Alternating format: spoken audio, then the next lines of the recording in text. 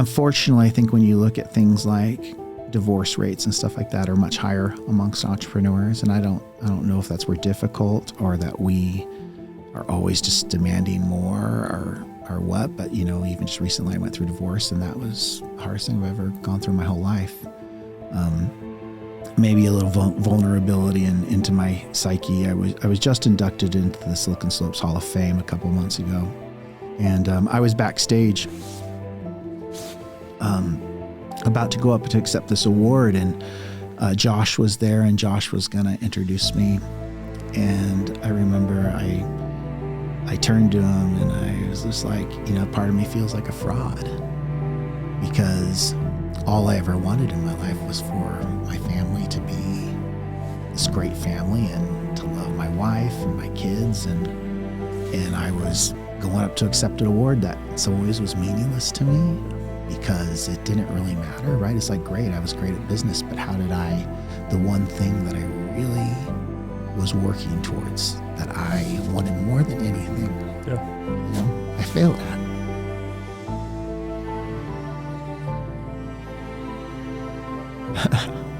It's hard. Yeah. You're the first person to ever get me to cry a little on a podcast.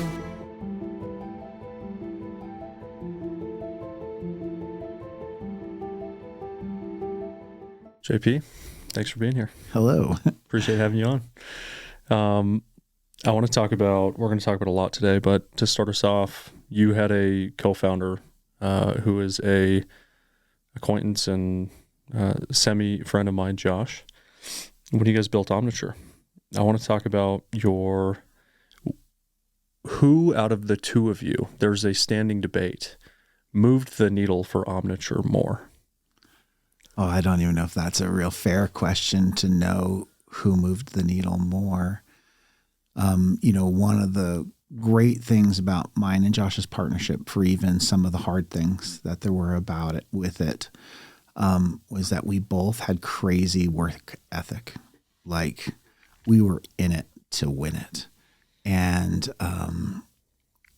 we used to joke that a good friend makes you money, and that for sure is a little tongue in cheek, but we were young and we were just both working so hard and we complemented each other so well that we didn't step on each other's toes much, because I loved working with customers. I loved working with the employees and just trying to build a great product. And Josh really enjoyed a lot more of the external stuff.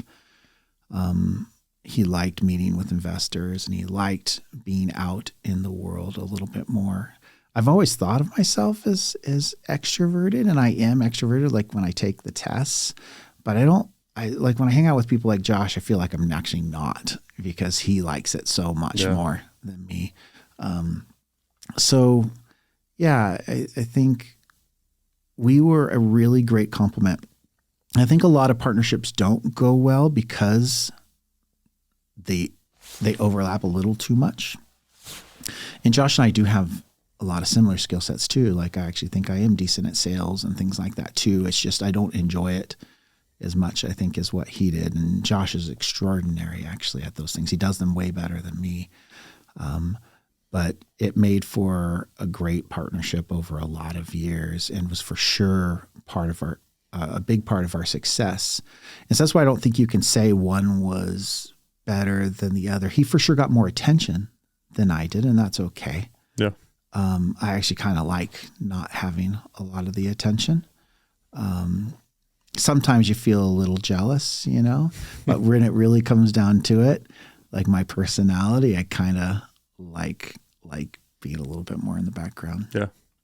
Yeah. For those who don't know, Omniture, acquired by Adobe for almost $2 billion, $1.8 billion, largest acquisition of a tech company in Utah history at that time. That time, which was 2009. Now 15 years ago almost. Yeah. It's crazy to think about. And John's co-founder was a guy named Josh James, who's going to be on the podcast as well.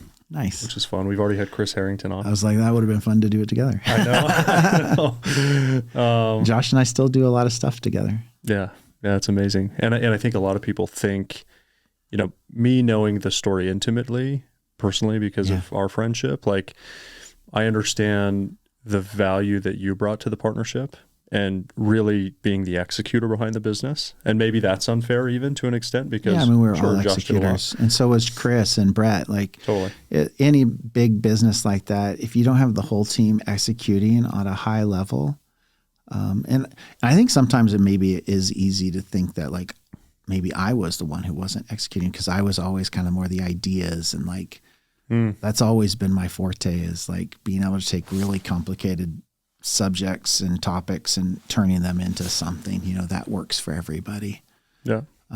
Where it's easier to look at like, I think what a Chris Harrington does, which is just execute sales and have that be measurable, right? And know exactly what somebody's contributing. Yeah. Every great company, I think, goes through several iterations and pivots. And I know that was the case with Omniture. Can you talk about like when you started Omniture, what was it? Why did you choose to solve that specific problem? And then how did that evolve, from the time you started the company to the time you were ultimately acquired? Yeah. I mean, the first company was JP Interactive. We even were called JP Graphics before that, but JP Interactive, which was a web development company. And that actually started because I had gotten married and needed to feed my family. So I started building websites for people. That was April of 1996. And by the end of that summer, Josh was actually down in LA and him and I had met in a business class or an information systems class in the business school. And he came and talked with me about some ideas that he had. This is at the end of summer when he had come back from LA. And I invited him to come join me, so a lot of people don't, I guess know that part of the story that really kind of started his web development company. Josh then came on board and I was like, look, you sell, I'll build. And we started building websites for people. I mean, that's really how we first got started and then started seeing other opportunities in like the analytics and stuff like that, in the future. Was he good at selling the sites? Yeah, he was. I think Josh is one of the most amazing salespeople on the planet. Yeah, I agree. You talk about, and we'll talk a little bit more about Omniture, but when you were building sites at that time to deliver a built website, what was actually required? That's what's funny. Like when I compare it to today, like what people have to do, like all the tools, like we had to build everything from scratch, like everything, our payment processing. Starting with a line of code, right? Yeah, like everything. So it was just a lot more work. We had to build all of our own authentication systems and, like I said, payment processing to user databases to customer management systems, everything. One of the first websites that Josh and I actually tried before we did an analytics business, out of our web development companies, we actually aggregated all these CGI scripts into a database called Script Search, where you could look for different scripts, whether that was, Perl scripts or C scripts or PHP or whatever, and try and find like if you wanted to add a message board to your website or if you wanted to do something. And so we had aggregated all these scripts to help people just accelerate some of that process on building a website. And we ended up selling that to an Meckler Media Corporation, which is ones who ran like the Internet World Conferences and things like that. And that's actually how we financed starting SuperStats, which was really the precursor to Omniture and Site Catalyst and all that. Amazing. There's a just board in your office that has this whole journey. So it's fun to like be visualizing that as you're talking about it. So SuperStats, the idea for this came because of why? So a friend of mine actually came to me and his name was Jeremy Young. And he had this idea to do a stats application of a basic, and it kind of think of link exchange, but instead of getting like an ad for an ad, you would get stats about your website if we could put an ad banner on your website. And so we partnered, and Jeremy was only involved for really, I don't even think a year, because he was really busy with his other company. So we ended up buying him out very early. That's why I think most people have never heard of Jeremy, in our story. But he, shared that idea with us, and then we just ran with it, and we, just kept adding reports. And so like our first version only had 5 reports that would tell you about your website. And we knew it was important because, we'd already been building all these websites for a lot of big companies. Like we helped Zions Bank build some of their first websites. We helped Ancestry.com build some of their first websites. Lagoon, like a lot of these companies just around here in Utah. Which is a theme park in Utah. Yeah, a theme park in Utah. just a whole like Lighthouse salad dressing, like all these websites we were building for people. And they did have the questions of like, who's visiting this? And it was really difficult to answer those questions back then, because you'd have to take the server logs, like run them through either analog or a program called Web Trends. And it would take a long time to process those log files too. And so when we developed the system, it was much more real time and instantaneous. And so that's what was really neat about it, is it would tell you all this data, but it would tell it to you in real time. And it was really one of the very first real-time analytics systems that there was. Amazing. How long did it take you to as you launched that first iteration to the time that you pivoted to Omniture? And then ultimately, I think there was a period of a few years where the business went from like 10 million in rev to like several hundred million. Like what was that process like? We'll stick to your theme here on the roller coaster, right? So it was quite the process, and a lot of people don't know how hard it was because we started off just as web development, right? Then we decided when we sold that script search website, we decided to take that money and then focus just on the analytics. So that's when we, we basically took $100,000 of our money between me and Josh, and took in $100,000 of investment from some angel investors, and we decided to focus just on SuperStats and the analytics. And we started to grow that, and it was growing really well. And then we started to think, well, bigger picture, like, well, what else could we provide to all these people who are building websites? And that's where we changed our name to mycomputer.com. And that was a really successful overall venture. We didn't grow that to necessarily huge revenue, but we were growing the user base very fast. I mean, we grew that to almost 2 million users. And it was all self-service.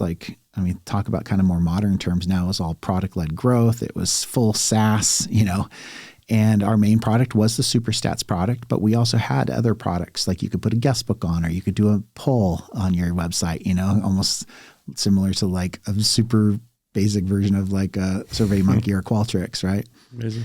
And we even had an e-commerce system that we were launching, and then the internet crash happened, and we were selling, I think we were 4 or 5 million in revenue, and just things kind of crumbled because a lot of that was ad revenue. And we ended up sending an email to all of our users telling them that they needed to either pay us or leave. And so then we ended up having tens of thousands of people switch to a paid service with us. And that was a hard process, during all that time. We had to let some people go. We had to figure out what we were going to do. The other reason some of that was difficult is we were actually being acquired. We had a company called NetObjects. I don't know if you ever remember them. They were a big website builder that wanted to acquire us. And we had agreed to acquire us. We even had like the governor come to our offices and congratulate us. Like this deal was signed and done. Yeah. Just never actually closed. They backed out at the very last minute. And so that put us in a really tough financial situation. So again, went from like 100 people down to, I don't know what it was, 35, 40 people, something like that overnight. And, you lose a lot of sleepless nights on that type of stuff, But that's when we actually really hunkered down and just focused on just being SuperStats, which was the analytics package, which eventually, became Omniture. And that's probably really when the lights turned on for us, when things really started changing. As when we changed our name to Omniture, it was like we were respected all of a sudden, because we weren't doing all kinds of things. We weren't trying to be everything to everybody. We just were an analytics package. And I think also changing the name made it feel more professional too, where I think we struggled, even though we had some big companies like eBay and Novell and CNET that were using our product when it was called SuperStats, changing the name to Site Catalyst, which was the product name, and then Omniture, the company name, I think all of a sudden made everybody feel a little bit better. You know, they weren't going to their boss asking for a check for SuperStats, you know. I remember I used to joke with the guys that if we really wanted to be serious, we'd call ourselves Super Duper Stats, you know. And so that was definitely a moment where things really started to go. And I actually think another thing is we had to live off of our own means at that point. We didn't, you know, we had raised in a kind of an emergency round of funding from a gentleman and just another angel, you know, and that gave us just some money to kind of try and figure out the pivot and get going. And, you know, because when we had agreed to be sold, we'd agreed to be sold for $60 million and then ended up raising this money at an $8 million valuation. And all because just the economy was going crazy, you know. And we were still growing, though. That's the funny thing about it. We were still growing like crazy overall. But that's when things really took off, because that's when we sent the email out, stopped all the free services. And I think at that time we were doing about $900,000 in kind of more enterprise software in the stats. And we got rid of all of our products because we sold them off to Network Solutions. So the person, one of our partners that we sold all of our SMB stuff to. And I know I'm all over the place too in this.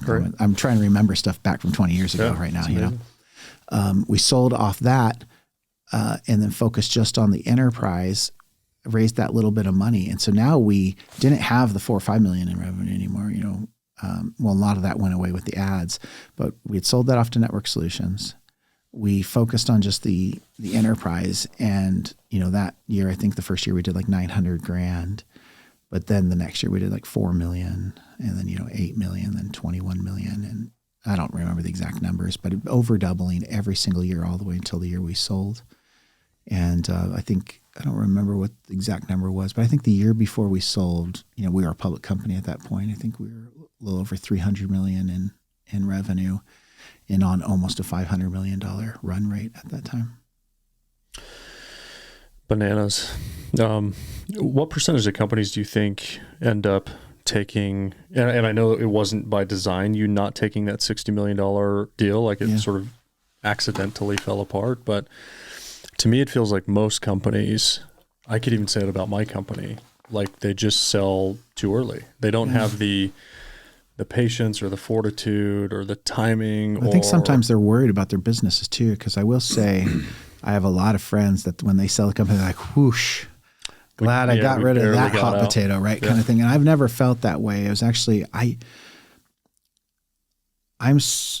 don't think I could even do it. I don't think I could sell something to somebody that I thought I was taking advantage of them. Yeah. You know,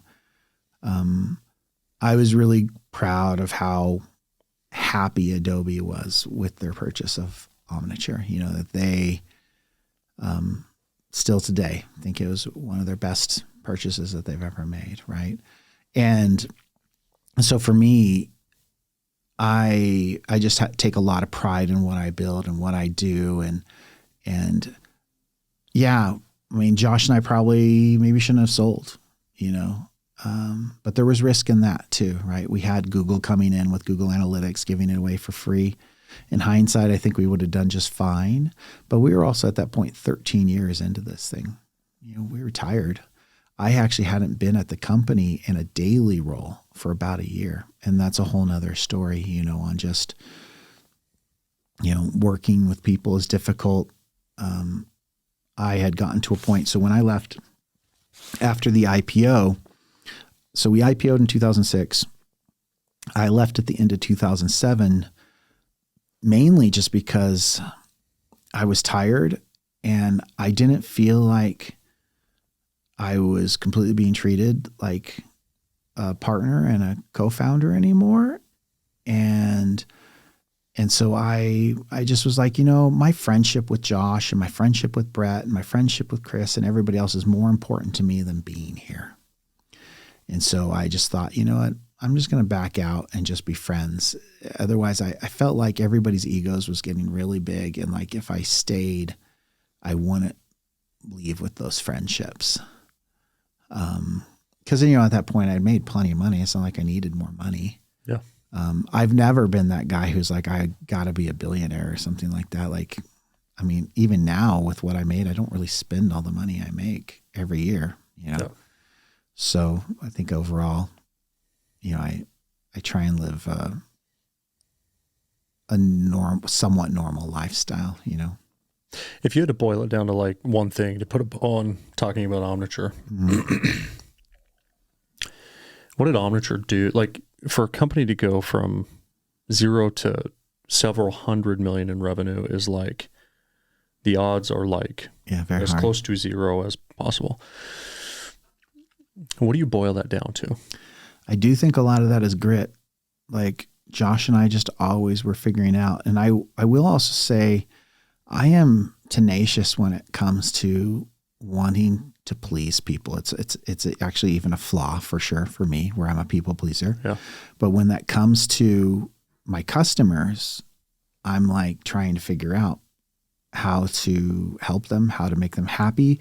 And I'm also, remember I talked about before that I do have a talent for looking at big problems and simplifying them in ways that people can get good use out of it. And so that helped me for sure too. And had great partner in Brett, and, because Brett was the CTO, really running all the technology, and also a lot of our great product people there, that I could share a lot of those ideas, and then, they would execute on a lot of the ideas. And they had great ideas too. I'm not trying to say, some of our best ideas even came from partners and from customers, sharing ideas with us, but being open to that, listening to people, I think definitely helped us. And we hit a great market at a great time. It was very fortunate that I really had come back from my mission for my church, and I had realized, wow, this internet is a cool thing. And so I just dove into trying to learn the internet, and then dove into building websites, right? I was one of the very first people I knew that was building websites for people. It'd be like somebody right now diving into AI or something like that, right? The timing does matter for certain industries. You try and start a telephone company right now, it's like, good luck. It's already done, kind of a thing. So I think that timing and hard work and grit makes you successful. And what I think a lot of people don't realize is that even in the hardest of times, even like right now where there's down economies or things like that, there's always something. It's just trying to find it. And I do think that the more you can just dive into an industry and start learning, you'll start seeing the opportunities. Because I don't think if I wasn't building websites, I wouldn't have seen that opportunity. I wouldn't have had Jeremy come to me and pitch the idea even. He just knew I was the best website builder that he knew, right? Because I'd also built his company's websites for him. So you did Omniture. It was everything but a straight path, but you prevailed, did really well. We survived. Made a ton of money, top of the world. But I'm assuming that didn't solve all of your life's problems. No, definitely. Everybody has problems. Everything's not always perfect. Although I would say I've had a very good life. Like some of my biggest struggles in life have always been like weight. I've fluctuated in my weight like all the time. And I think it's my hyper focus is like ADD. It's like I work 80 hours a week because I'm just trying to make something happen, throwing the pizzas under the door, kind of a thing, right? Feeding the animals. Yeah. And so I've like lost like 80 pounds like 3 times in my life, and it's so funny because I can point to exact situations that happened. It's like when we sold Omniture, I lost all 80 pounds just like that within a year.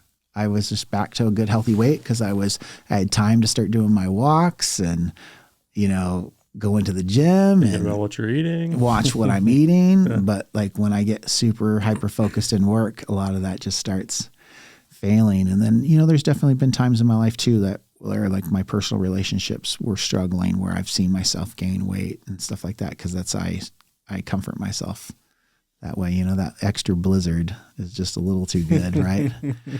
So, and that's definitely been a challenge, and I think unfortunately, I think when you look at things like divorce rates and stuff like that are much higher amongst entrepreneurs. And I don't know if that's we're difficult or that we are always just demanding more or what, but even just recently I went through divorce and that was the hardest thing I've ever gone through my whole life. Maybe a little vulnerability into my psyche. I was just inducted into the Silicon Slopes Hall of Fame a couple months ago. And I was backstage about to go up to accept this award, and Josh was there, and Josh was going to introduce me. And I remember I turned to him and I was just like, part of me feels like a fraud because all I ever wanted in my life was for my family to be this great family and to love my wife and my kids. And I was going up to accept an award that in some ways was meaningless to me. Yeah. Because it didn't really matter, right? It's like, great, I was great at business, but how did the one thing that I really was working towards that I wanted more than anything, I failed at.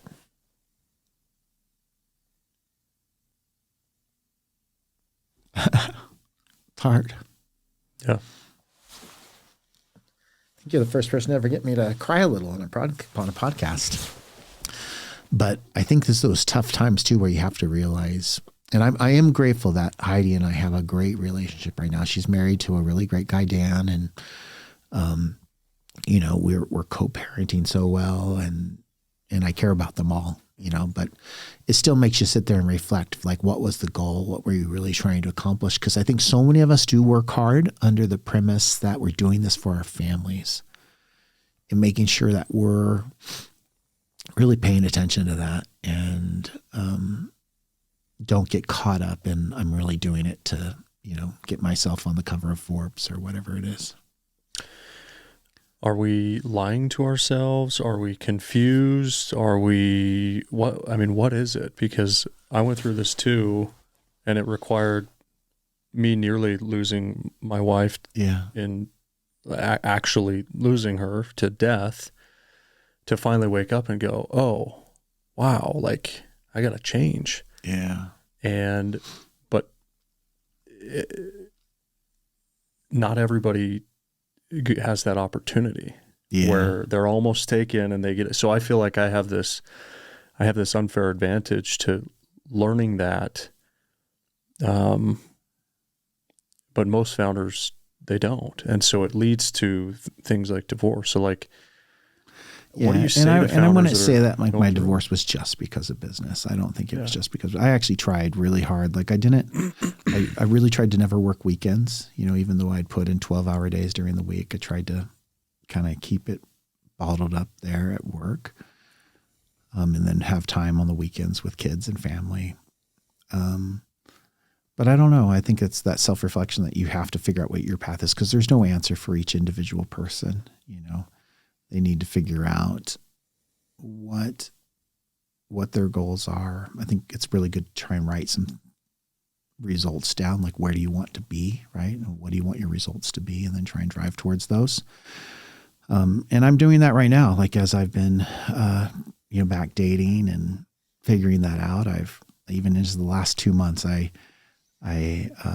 wrote down a whole bunch of, thoughts and what did I want for myself physically, spiritually, recreationally. Like I went through all those areas of life and kind of wrote down my objectives. And I think that's helped me think about like my dating now and my kids and everything else.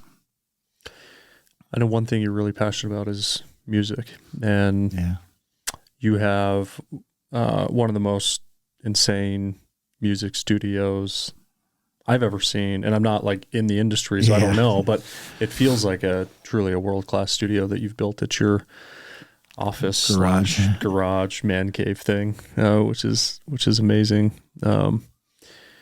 When did you get into music? And I'd love for you to share the reasons why. And I know you devote a lot of your energy and time into it, and I love your music, but I don't know that it's ever like really caught on at massive scale yet. No, and I don't know if that's your goal. I think my Spotify, and on good months, we'll have like 30,000 listeners, and on normal months, Okay, that's a lot of people. 6 to 10,000 listeners. It's kind of fun because when you log into Spotify, it tells you how many people are listening at the moment. Yeah. And normally I'll log in, it'll say like 2 or 3 people right this second are listening to my music. The highest I've ever seen that is 26. So I started doing music very early. I always loved singing, and even in elementary school, but I sang in high school choir, like from 7th grade on, and played in bands in high school. And really right after high school is when I kind of started my first like real band, though, even though we never played anywhere. But I had, my grandparents had passed away, and they had left me a little bit of money, a couple $1,000. And I went and I bought a synthesizer with it. I bought a Yamaha SY77 synthesizer, and it was like my first piece of real music equipment, right? And then my dad helped me. I was working with him over the summer and helping him, and saved up to buy a little 4-track recorder. So that's when I really started writing my own music, and recording songs. And I'm pretty much self-taught on the piano. I mean, I took a little bit of piano lessons, but just kind of taught myself how to play chords. And again, singing was my main thing. And just started writing music, and it's been fun. My other person I write music with was actually my roommate at Rick's College. His name's Tony Austin, and so he's now like officially the singer of our band. I write most of the music, and then we actually also now I work with a really cool guy named Matthew Boda out of Kansas City, who's a producer too. So he helps me. I used to always do all my music all on my own, and then I finally realized you don't have to do it all on your own. I can have a producer help me, and it even takes it to the next level, right? Because really, I feel like my main skill is songwriting, like writing the song, and so. And I think some of that's the most difficult part, like when you're sitting there and you have nothing, and you're like, okay, we got nothing. What are we writing the song about? Which it is really fascinating. Some of these new tools and AI and stuff that can help you with some of that. Because I remember how long I used to sit there and try and work on lyrics, and now you can use like a ChatGPT or something like that to help you refine your lyrics much faster. So now what has that been? That's been since 1991, that I've been writing music on a really consistent basis. And we've actually only ever performed once live. And I still can't believe that. That was in college, right after my mission. So like 95, something like that. And we've talked about doing a show, because then I always joke that we're like one of the better bands in Provo that nobody even knows exists, and it's kind of fun. It's like this 80s pop EDM kind of feel. I don't think that'd probably be a good description. Yeah. And, but one thing I love about music is you just saw me tear up a little bit. I'm not a crazy emotional guy.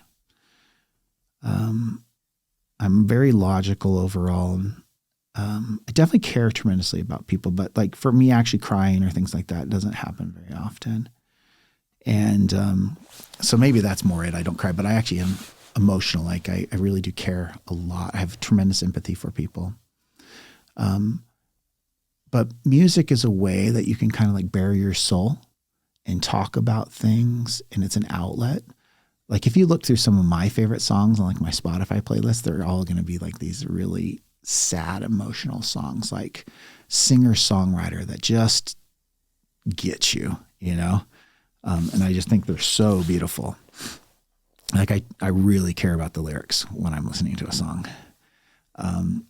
And music's just fun that way. Music, you can have something happen in your life, and not all my songs are like that. Sometimes I just write a song just to be fun, but a lot of them are, whether I was going through something hard and I just wanted to get my emotions out in a way that I knew how, type of a thing. We listened to a song in your studio recently where you wrote and produced the entire thing, but then also we listened to the like final production version with your new partner that you're working with.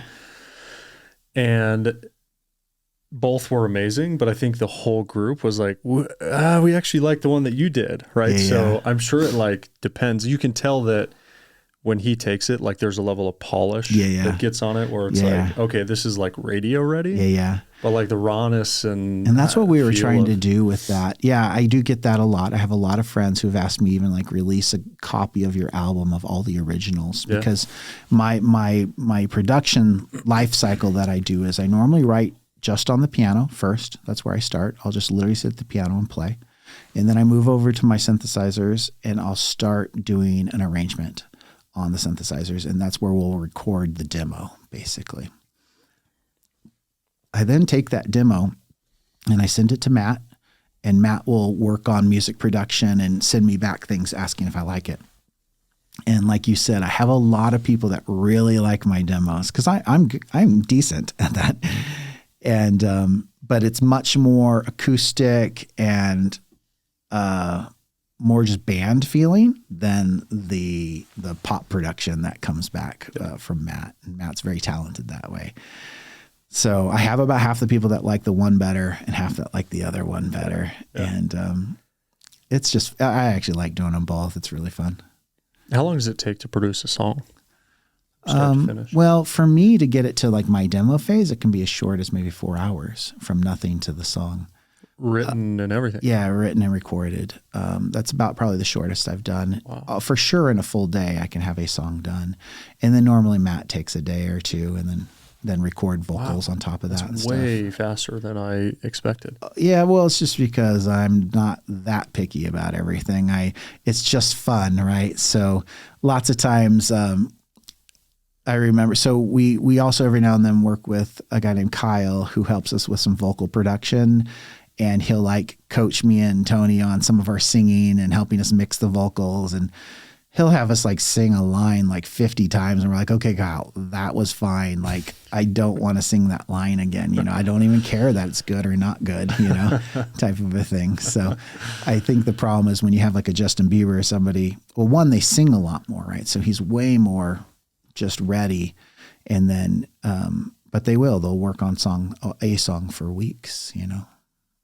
And out of your studio, you can produce everything. Oh yeah. Like, but I would say we've gotten to a point nowadays that with just a really great laptop, you can produce everything. There's, that's insane.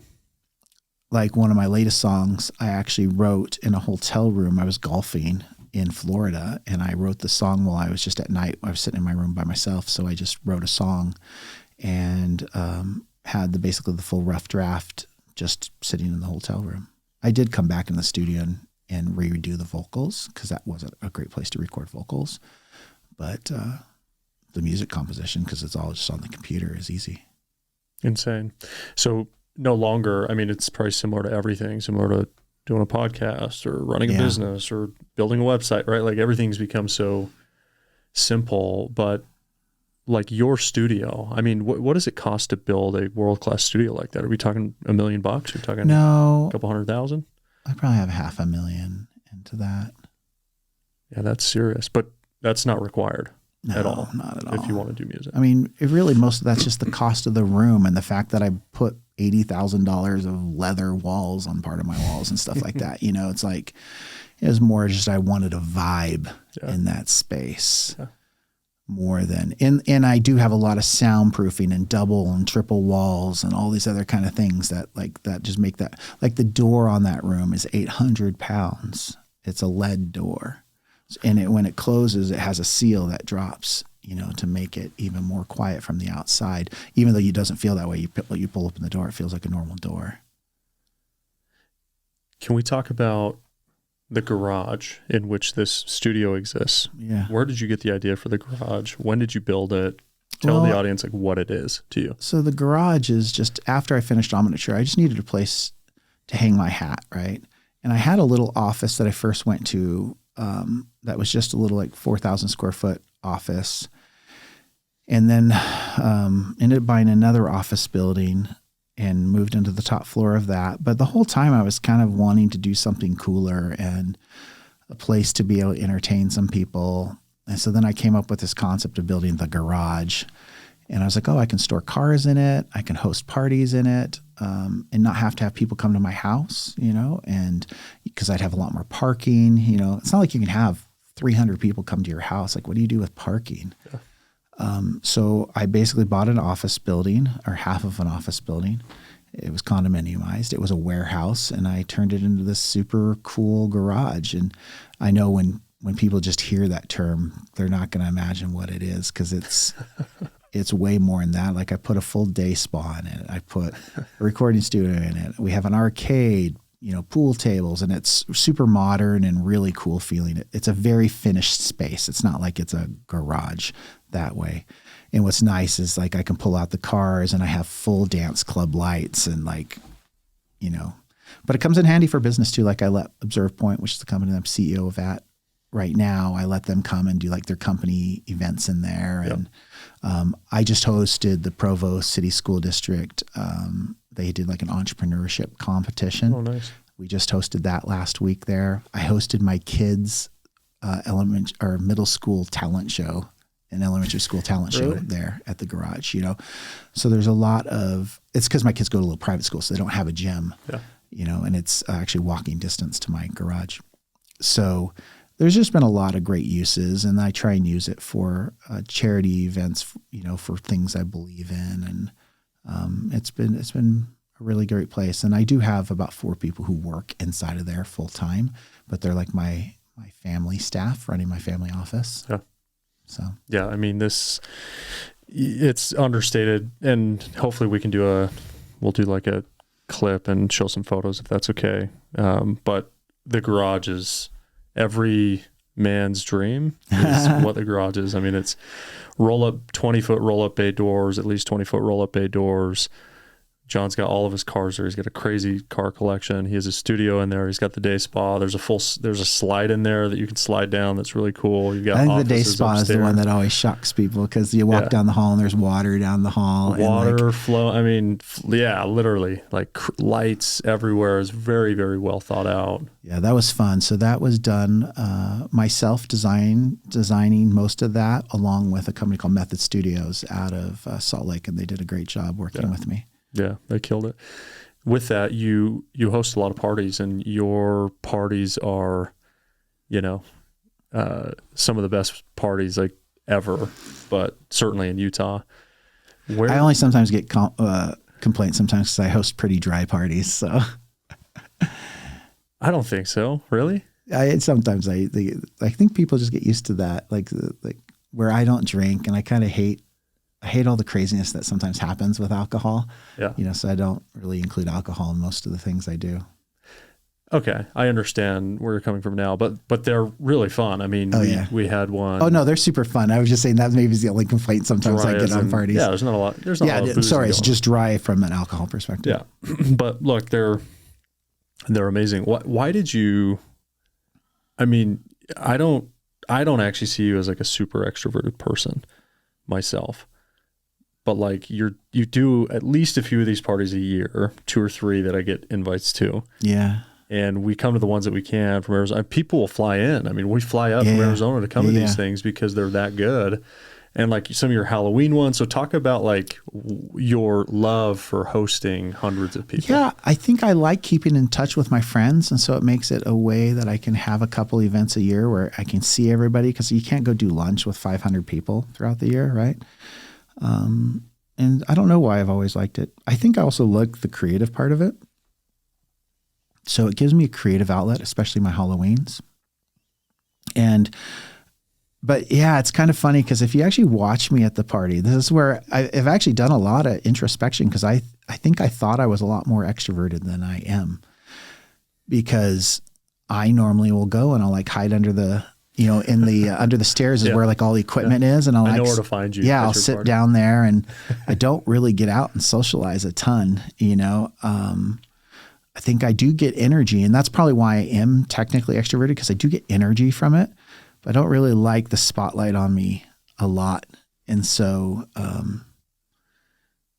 I think some of my very favorite things that like makes me just smile is when I hear people like say how awesome it is, and they don't realize I was even hearing them, talking about it and stuff like that. So it's just fun.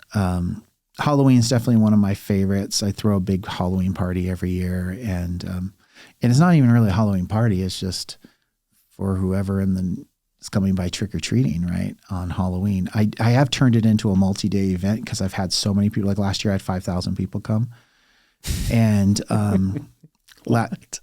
yeah, have you never been to my Halloweens? I've been to one, but Yeah. 5,000 people? Yeah. Oh my gosh. This was the Jurassic Park theme one? This year was Jurassic Park. Yeah. This next year is going to be Star Wars. And so I have a lot of fun working on it all year and building all the props and making everything, and with other people, of course, too, not just me. And so it's just fun to see, like when you're standing there watching everybody come and just their minds are blown. It's fun to see those kids smiling, and just, I can't even tell you how many people call me or text me and say it's like they're the one event their kids ask them about every single year. I literally just got a text 2 days ago from a CEO here in the Valley saying, "Are you doing that again? My kids are already asking me," So Yeah. it's fun. Really cool. And you're working on a newly appointed CEO within the last, I think, 12 or 18 months. It's like 3 years now, believe it or not. 3 years. Yeah, time's flying by with COVID. Crazy. I think is what made it feel so weird. Yeah. So tell me about what you're working on with ObservePoint, how you got involved initially, and then how you became the CEO. So ObservePoint was based off of an idea myself and Rob Ciolis had back when I was even finishing up at Omniture. And it's this concept that, like at Omniture, you had to implement a piece of JavaScript into every page of your website in order for all the analytics to function properly. And normally if somebody called us saying, "Hey, your stuff's not working," it was always a problem with their implementation. Like somebody took the code off or just something went wrong. And so we were kind of like, you know what? It's not just analytics, but it's even like affiliate marketing. There's all these people who have tags that go on websites that they need to make sure are functioning properly so that they can trust all the data and things that they're looking at. So we started it with that premise. It's definitely expanded since then. So now we do what's called tech governance. So all the technologies that are implemented across your website, which like the average website has over 50 on a single website. Wow. And then also all the privacy compliance. So now you have all these different privacy laws. And let's say, for example, your website, if you have let's say an opt-out on your website or an opt-in, did you set any cookies on the website prior to you asking permission if you can set cookies? And the answer probably is actually no. I mean, we do this all day long, and I don't know if I've ever found a website that's completely in compliance. And so we built this tool now that's really powerful that will scan through your website and it will tell you, like, are your cookies in compliance? What information are you collecting? Like all that type of stuff. And then the third leg of our stool is just the overall user experience. So like if you did have a campaign landing page that you spent money on, is that landing page actually functioning? I mean, you've probably done this. I bet you this has happened to you even in the last month or two where you've clicked on an ad and it went to a 404 page. 10% right now of all ads go to a 404 page. Think about all that money that is spent that's not leading anybody to anywhere. Because why? Just a broken link? Because it's too hard for a human to keep track of all of it, right? When you think about like these big companies creating all these ad campaigns, who's going through and validating the 10,000 landing pages or whatever that somebody's landing on, right? And where only a computer is capable of checking all that. So like we scan millions of pages a day for people, checking for all these type of things. It's just too complicated. So prior, what people would do is just nothing. They just prayed and hoped everything worked. Well, now because of legal issues, like with privacy, you can't just pray and hope that like your consent management system's actually asking for consent. So we do that for lots of big companies, and we call it web governance. Is kind of the overall industry that we're trying to dominate. And I think for people, I mean, even for me, when you stepped in as CEO, it was confusing. I was like, wait, what? Why? Yeah. Why? I mean, why do it? So I was one of the co-founders of the company, and I had put in half the money when we started the company. Rob Cielos was the other co-founder, and he's still one of my best friends today. And, we kind of reached a point where the product was struggling. The company had kind of plateaued a little bit, and it was needing just somebody to try and take it to the next level. So the board had asked me if I would step in and be interim CEO, and that they would do a CEO search. And as I was thinking about it over the weekend, because at first, this was like a Friday. I'm like, yeah, happy to do that. And I agree, this needs to be done. But I started thinking about it. I'm like, we're not going to find somebody who knows this industry as good as me. Yeah. And I think in a lot of ways I was needing something. One thing that is, I guess, interesting about running companies and being a founder and all that kind of stuff, it feels good. It feels good to be needed. And like you have all these people at work that want you. And especially if you're not feeling completely needed at home, which I was struggling with, you can, and also, it's all kinds of other crazy stuff in my life, but it was just like I thought, you know what, let me go in and do this for a couple of years and see how it goes. And so far I've been enjoying it. I have a great team that I've brought in to help me lead that company, and we've really turned that company around quite a bit. It's not like it's growing like crazy, but we're at least, profitable, and we don't need to raise any money. We just are building the business, and, this year we're targeting 20% growth, but, doing that without any influx of cash. Yeah. And I think we'll be able to get to a point, where we're probably growing 30% or more here soon.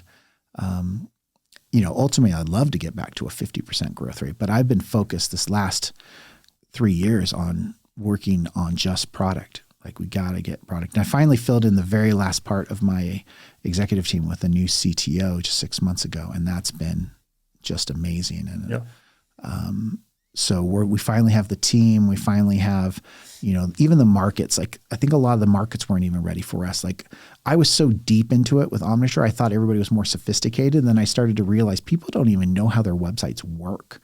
Like, even now, like, you talk to most of these privacy people and you're like, you don't know anything about the internet. There are a lot of lawyers, who just don't even understand how the web even operates. You see that when you hear people talk about cookies, right? Mm-hmm. Like, it's ridiculous. Like, do people even know what a cookie is? Like, they think they're these demon things, right? And actually what's funny about the cookies right now, I don't know how up to this you are, but they're trying to get rid of all third-party cookies, right? But the scary thing about that, I always tell people, well, at least the third-party cookies, what's happening. But what's now happening with Google and everybody, they're bringing everything behind the scenes. So they're still doing all the tracking. You just don't have any idea now. So it's now all being done in secret, instead of, at least you could say, hey, block that cookie or block that, like, I can see what's going on. I can see what's being passed through, but now nobody's going to know what's going on. And that's just going to give the power to the few big companies who are actually capable of doing that type level of tracking, because you have like a Google with like a browser ID and other things like that they don't care if you have a cookie or not. To wrap us up today, there's over 90% of our audience are current founders or are planning on starting a company, we should say, in the next 5 years. Yeah. What would you say is the greatest piece of advice maybe you were given or that you would share with those who are thinking about starting a company? Well, one that I always liked was Steve Gibson. I don't know if you ever knew Steve Gibson. He was the entrepreneur in residence at BYU a long time ago. And he was one of my very first investors. He told Josh and I, work 10 years like no one else will, and you'll live the rest of your life like no one else can. So I always liked that advice. It's hard work. Starting a business is not easy. But the other thing I would say, maybe I'll give a couple, just start. Stop talking about it and just start. There's never a good time. I always tell people angels are never going to appear to you and tell you to start a business. Just frickin' go. Like, stop talking about it. Have a propensity to action, right? Just make it happen. Stop talking about it. Make it happen. I mean, how many friends do you have that will talk about something for 6 months and then the opportunity goes away because you're like, holy hell, stop talking about it. this sounds dumb. This is a dumb example, but the whole Silicon Valley Bank failure, I thought it was so funny that like within like a day, people were selling those shirts that said Bank Run 2023, and they looked like marathon shirts. So funny, right? But talk about an entrepreneur who just is like made it happen right then. Like the next day was selling shirts, instead of somebody who goes, well, okay, well, let me go talk to 14 vendors and see which one's the right one. And 3 weeks later, start selling some shirts, Exactly. So that propensity to action. And then the other thing that I think gets most entrepreneurs, that well, maybe there's actually a couple things that really make them fail, is a lack of focus, because most entrepreneurs are ADD. So they're always jealous of everybody else's business ideas. And they go, oh, I'm not doing that really easy one. The something for nothing kind of things. It's like, you just got to pick something to start. Like, do I think Observe Point's the best business in the world? No. Like, I look at something like a Chat GPT. I'm like, oh yeah, that's crazy. That's $1 trillion potential, right? Do I think Observe Point could be a $1 billion company? Yes. Yes, I do. And I just don't get hung up on that. There might be something better. I'm like, I'm in a good business. I can grow it to be big. So let's do it. Yep. And I do think that they should really focus on, you do want to get into an idea that can be a big business, unless you just want a job. I tell people you can always, like, it takes the same amount of time to start an Omniture or an Observe Point as it does to start a hot dog stand, right? And so what type of business do you want to be in? How big do you think it can be? And of course you can have somebody who does it pretty successfully, like J-Dogs, right? Or something like that here locally. But even he didn't want to really franchise out and do huge amounts of locations, because just the amount of work that takes. Where I love software, I love ideas that I can grow to big businesses. Like, can I do at least 100 million in revenue in this business? Otherwise, I don't even want to waste time with it. So those are maybe a few things and I definitely have more, but just don't give up. Oh, actually, maybe the best is burn your boats. I see so many entrepreneurs that because they keep their job or they keep whatever, it's just so easy to go back to that job where you're making 150 grand a year, because it's going to be hard. And I would actually try and not raise money, for the first while, get a product really going before you think about raising money. It's a lot of good ones. Yeah. John, love you, man. Thanks for being on. Yeah, absolutely. I appreciate it. This was a blast. Thank you for having me. Okay.